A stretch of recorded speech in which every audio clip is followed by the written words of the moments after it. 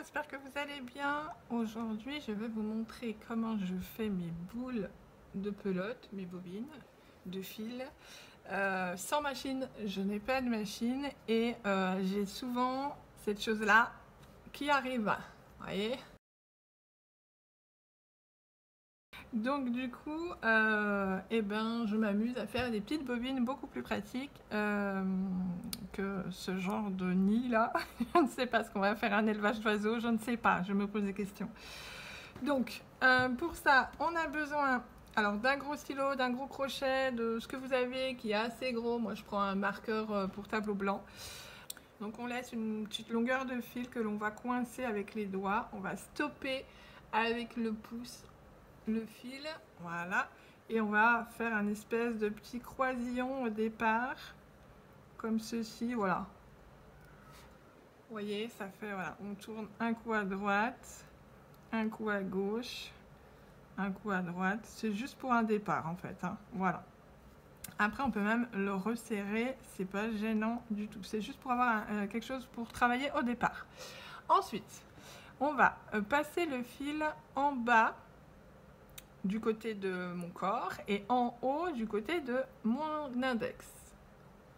En bas, en haut. En bas vers moi, en haut de l'autre côté.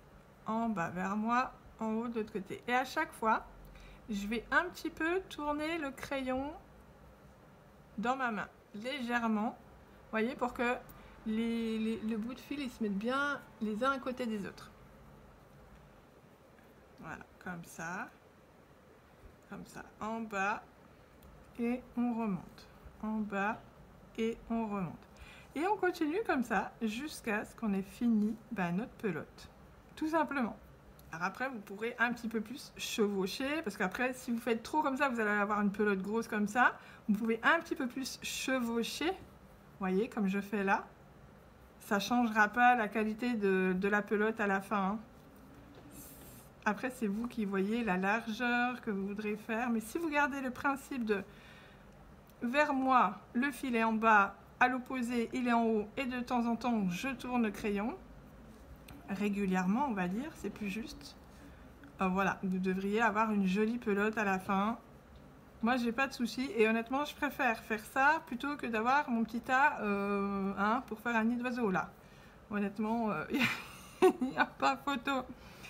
Donc voilà, et bien écoutez, je vais continuer sans vous et puis je vous montre à la fin ce que ça a donné. Et voilà, j'arrive au bout de ma bobine. Voilà, comme ceci. Donc je ne sais pas si vous vous souvenez de ce que j'avais au départ, hein. C'était quand même un gros sac de nœuds qui prenait de la place. Et là on arrive sur une toute petite bobine par rapport aux autres. Et j'avais un peu plus de fil qu'au départ, donc voilà. Alors maintenant, une fois qu'on a fait ça, on peut simplement bloquer comme ça et tirer le crayon. Voilà, comme ceci. Et là, on a... Alors, soit vous décidez de travailler de l'intérieur, c'est tout à fait possible, hein, ou soit vous travaillez de l'extérieur. Et du fait de l'avoir travaillé en rond, hein, et du coup, elle va rouler contrairement à ce format-là, hein, où là c'est un peu plus compliqué de faire rouler la bobine, enfin voilà. Là ça roule tout seul, ça va bien pour les fins de pelote. Enfin moi je sais que j'ai pas de bobine noire et du coup ça me dépanne énormément. Donc je me suis dit peut-être que ça pouvait vous dépanner aussi. Donc voilà, c'est vraiment pratique, ça prend pas de place, c'est pas énorme en termes de temps, ça dépanne. C'est sûr que c'est pas la même chose que le bobine noir, on est d'accord, hein, on n'aura pas la même qualité puisque voilà, c'est pas la même régularité de tension de fil, c'est pas, on tournera peut-être pas le stylo de la même façon à chaque fois, etc. Mais ça reste quand même super en termes de dépannage. Voilà, j'espère que ce tuto vous aura plu. N'hésitez pas à vous abonner, à liker, à laisser un commentaire et je vous dis à bientôt. Au revoir.